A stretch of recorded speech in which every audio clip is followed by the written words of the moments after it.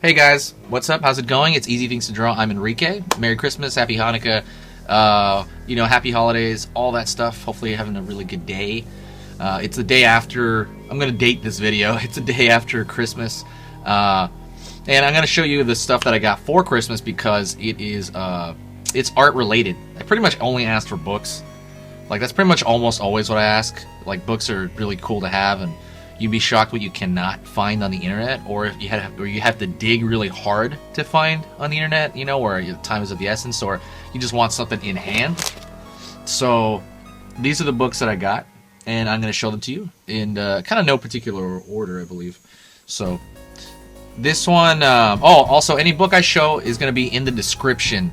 It's going to be I'm going to put like a link to it on Amazon. You can go check it out. If you go buy it, I get a small little kickback if you do buy it through there. If not, just, Google it.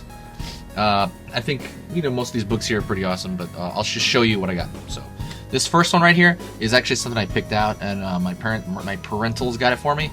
Architecture in Minutes, 200 Key Buildings and Movements in an Instant.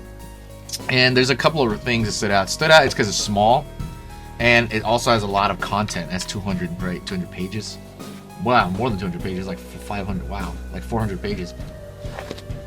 And it has all these varieties of architecture. What was this? Functionalism, Chicago School, skyscrapers, modernism. Art noir, novea. Sorry, I'm pronouncing stuff wrong. Orientalism. Basically, it has a lot of these different structures because. A big chunk of why I wanted this book is because this is one of my weakest points, is my interest for architecture is very low, and I'm trying to get that. I'm trying to spark that interest in architecture. I even had an architecture course, and I still found it boring, and I won't retain that information, but I would like to retain that information more, and I thought this is just one positive step in that direction, would be having this book. Rocco, Christopher Wren, that's the person. And this had the Taj Mahal. Just kind of looking at this stuff and really kind of, inspiring me and learning about it, because it has everything has this like one-page synopsis. So I thought this is a really valuable book to have for reference. And that's why I asked for it. That was really great. Pocket, I wouldn't say pocket-sized. You could probably fit it. I could probably fit it in my back pocket of my jeans, but wouldn't be comfortable to sit down, that's for sure. It's a pretty thick book. But anyways, that one's pretty cool. I forgot the price of this too. I'm gonna throw out the prices of these. This is about $15 USD. So just to give you a vague idea, I'm sure it's cheaper online, like everything is. But that's the cover price. So that's the book on architecture. I'm gonna be looking down a lot. This one was given to me by my friend Karina. Karina's been on this channel a few times. She, critiques. She critiques people's drawings with me occasionally, just for fun. And by the way, I do want to mention that if you guys have a drawing you want critiqued, send me more. I'm going to be doing a series of those videos very soon with different people. So please send it to, if you ever want anything critiqued at all, like drawing-wise, I'm going to critique it on camera. Send it to omegaman20@gmail.com. I'll put that on the screen and in the description. So anyways, that's a quick word. But anyways, this one's The World of Birds. Over 300 species of birds, very similar to the other book. Except this is all about birds. And these are all actual drawings, which is good because I need, they're pretty much, photographic drawing, like paintings. And it goes over, like, so many varieties of bird. My interest in birds is up there. I used to have these, the black-masked lovebirds. I used to have those. But really, really valuable resource. Sometimes I even like getting more than one of these types of little libraries of books because it helps me remember them more. When I have I don't have two, but if I had another book on birds very similar, like different species but different brand, maybe with photographs, it would help me remember it somehow because I see two different sources on one thing. Yeah, this book's really amazing. I love it. Go through it. It goes over their scientific name, their family name, their size, how big they are, habitat, their diet, their breeding. I don't know if you need to know all that, but it would really spark my interest as well. Really good drawing source. Painted bunting. Bird names are weird. I just got this yesterday, so really cool. Ha! I like that a lot. This guy's awesome. Bowerbird. That's gonna appear in one of my drawings soon. Anyways, this is whoa, look at that thing. Magnificent riffle bird. That's weird. But yeah, another source. I wouldn't say this is too big. I'm sorry, this is too big for your pocket for sure.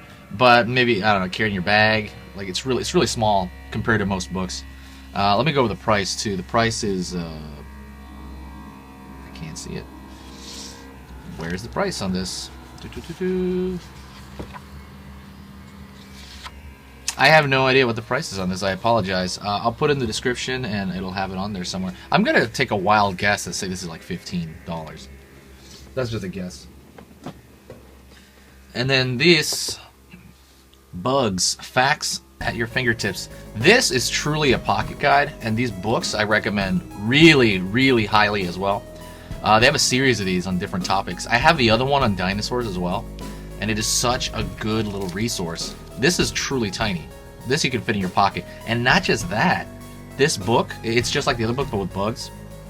See, it has all these little bugs there. I like the graphic design inside of it. It's really laid out to be very simple and easy to read. And they have this scale. So they have this bug here, and they have a picture of like a thumb, of a human thumb on the side. And they have the bug size comparison. Just to kind of give you an idea, is this thing like a termite or is it like a tarantula? And they divide it up into, you know, you see they have like fun fact pages. This is really good. The other thing I love about these books is they're like, so they're $5. They're $5 USD, and they're just designed so well. They're designed like this. I really feel I can retain information from this book really easy. I got this one yesterday as well. I believe I got this from my sister. Crustaceans. Yeah, I would say how many pages this is. This is probably roughly about 100 and it says 150 pages about. So about 150 pages. Has a glossary. There's so much in this for $5. You know, it's crazy. See, here are the other ones they have. They have horses. They have dogs. It's shocking they don't have a bird one. But ancient ruins. They have cars. But yeah, these books are. I would buy every single one of these books if I could. I only have this one and the dinosaur one, the Pocket Genius. Super, just amazing resource. I gotta maybe do a video on this series of books because they're so well designed. I would even put this on the must-have. What do you call it? My must-have books list because they're just so good. You can sit it while you're waiting in a waiting room or something. So check that out. This one's $5 USD, and that's cover price, right? I don't know what it is on Amazon. Maybe it's the same. So let's move on to the next one. Here's another book for my parentals. It's called Graphic Design Thinking Beyond Brainstorming. So a big chunk. So like when you're basically like painting, when you're doing all this stuff, drawing, painting, etc. You kind of have to be a good designer to present your work. You don't have to, I guess, but I've noticed that it helps a lot if you are a good designer. And I saw this at Art Center. I remember thinking like the drawing, like someone would have a drawing or painting and it'd be like pretty good. It'd be about as good as mine. But it would look so much better because they would present it so much better. They'd put like like a little border. It sounds crazy, but like a border around the presentation board. They would they'd know where to place it on the page. They would place it in a way that looked very organized, very I don't say this, just well balanced. And that came from pretty much the graphic design side. And the graphic design side is something that is really neglected. I noticed in fine art, like especially smaller fine art schools, they really neglect that. But people who have it, people that have that design sense, that composition, I mean, it's kind of this balance of composition and how big and kind of how big and small to make things. Like this is interesting. You know, what is breaking the composition of the page? What, like this is really weird. You know, what images are you using? Are you blurring things out? Like what looks stylish? What looks presentable? What looks like it could be in a magazine? You ever see something where it's like a traditional drawing, but it's placed like they organize it so well. It looks like it could be right out of a magazine page. I've seen that. So essentially, graphic design is just a huge resource that you really should have. And I actually haven't even emphasized it on this channel that much. I've kind of talked about it, but it is almost like necessary. I really feel that. When I was going to Art Center, that was a big part of it, was this graphic design aspect to it. It's weird too, because you got to see it. It's really strange. But I wanted this book to kind of help my graphic design skills. I never really had a graphic design book. I just kind of looked at stuff. I mean, I did get I think I got a certificate in graphic design forever ago. But I don't know, it didn't really, I need a reminder. I need it at my fingertips. And I thought this book would really help me out, so I asked for it. Another one for my parentals. But yeah, creating shape, form. A lot of this is so related. But yeah, this book, I haven't read it, so I'm really curious to read it. Graphic design, thinking beyond brainstorm. I heard it recommended a lot, so that's one reason I wanted it. 30,100 ways, 50 words. Think about your next project. They kind of go behind the mindset of, you know, how you organize your next project. That's pretty cool. This book is $24. I have no clue what it is on Amazon. I'm gonna assume it's like 20-ish, you know, 18 if it's used. But I'll link that below, and let's move on to the next book. This one given to me by my friend Lyndon. Lyndon has been on this channel a couple of times. If you've ever seen the podcast stuff, he does the podcast stuff with me. There's Apple. This is a creative collection of different illustrations, pretty much. More on the anime side. I love watching anime. I've just never been into drawing it. You know, that was probably the #1 request for a while on this channel. This is awesome. Wow. I've looked at his book, but not extensively. I gotta look at his book page by page. That is a really, really cool painting. Sorry, the book's a little bit too long. I can't quite fit the whole thing on the page, or even on my little desk here. It's kind of a long book. But as a collection, almost snippets of different comics and illustrations by different artists. So artist collections are always great. I love those. That's like my favorite kind of book to collect, would be those, just, you know, where they have like 10 artists in the, you know, 10 or 20 artists that, you know, open, like they kind of sell a book together. Some of this is digital, or obviously digital. I don't know if any... Whew. Sorry, the camera cut out a little bit. So, sorry about the shine, guys. This book is really shiny. Really glossy pages. This one isn't as glossy, so hopefully it'll come out. This book is pretty thick, and like I said, a variety of different artists. One of those is just many different collection books. Really, really good book. I said mostly anime. And this book, I would say, oh wow, it's $34.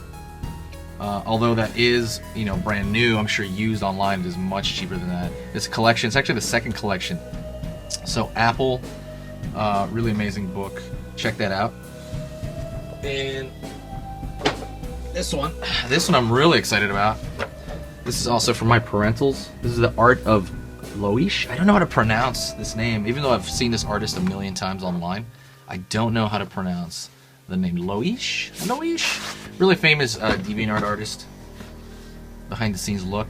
I didn't even know this artist had a book until I walked by it in the store. And you've probably seen this art a million times. Really, really beautiful, simple look. And they go over kind of their steps. You know, really beautiful little figures. I love this stuff. Like this is great for like character studies. Just things if you wanted reference or like how it's kind of done, really. Like this would be almost like textbook, you know, this is how it's done. This is how you design a character. This is how you color them simplistically. And even a tutorial back here as well. Anyways, that's a really good book. Quick tips at the very end. The book is roughly about 150 pages. This is not quite, what do you say? Oh wow, it's $34 USD at least. It's not quite easy to carry around, I gotta say. That's the only issue. It's kind of wide and it's a really awkward proportion. But it's an amazing book, as far as I can tell. It's not heavy on the pictures, I'll say that. But it does kind of, there's a lot of writing in it, so you know, on the process and kind of the story of the artist, that stuff is there if you're ever really curious about that. It's about $34, so I'm excited to read through this one. This one I haven't actually read through it before, but it looks pretty amazing. I love this artist. So, and I'm going to show you the last book.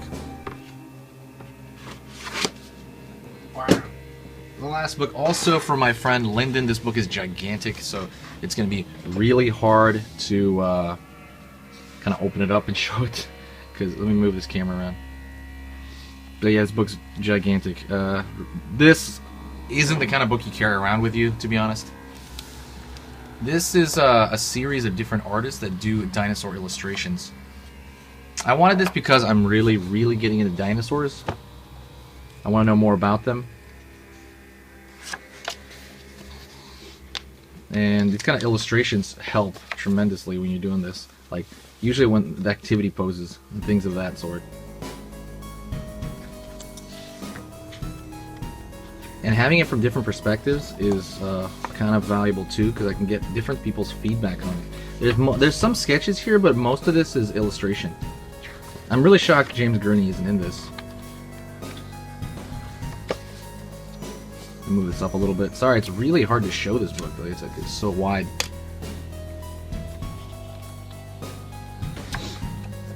This is beautiful. Like, I've seen this drawing right here, like, many places. There, get that shine out of the way.